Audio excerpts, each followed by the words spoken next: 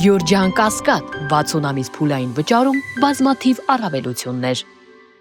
Հայաստանի Հանրապետության պաշտոնյաները միմյանց ժամացույցներ են գնում պետբյուջեի հաշվին, Փաստինֆոյի փոխանցմամբ այս մասին են վկայում կոռուպցիայի կանխարգելման հանձնաժողովի հանրային պաշտոն զբաղեցնող անձի կամ հանրային ծառայողի նվերների հաշվառման ձևաթղթերը։ Այսպիսով, Հայաստանի Հանրապետության հակակոռուպցիոն կոմիտեի նախագահ Արթուր Նահապետյանը, Հայաստանի Հանրապետության պաշտպանության նախարար Սուրեն Պապիկյանը ժամացույցներ են նվեր ստացել, որոնք գնվել են հարկատուների վճարած հարկերի հաշվին։ Մասնավորապես Արթուր Նահապետյանին Հայաստանի Հանրապետության դատախազությունը նվիրել է գնոմոն տեսակի ձեռքի ժամացույց մուգ կապույտ ժապավենով, որի հետնամասում առկա է Հայաստանի Հանրապետության դատախազություն գրառումը։ Նշենք, որ ժամացույցը 925 հարգի արծաթյա է եւ 7.23 գրամ քաշով։ Տեղեկացանք, որ նվերը Նահապետյանը ստացել է ՀԿԿ կազմավորման 4-րդ տարեդարձի եւ ՀԿԿ աշխատողի օրվա կապակցությամբ նույն միջոցառումների շրջանակներում Նահապետյանը ժամացույց է նվեր ստացել նաեւ ազգային անվտանգության ծառայությունից։ Այս դեպքում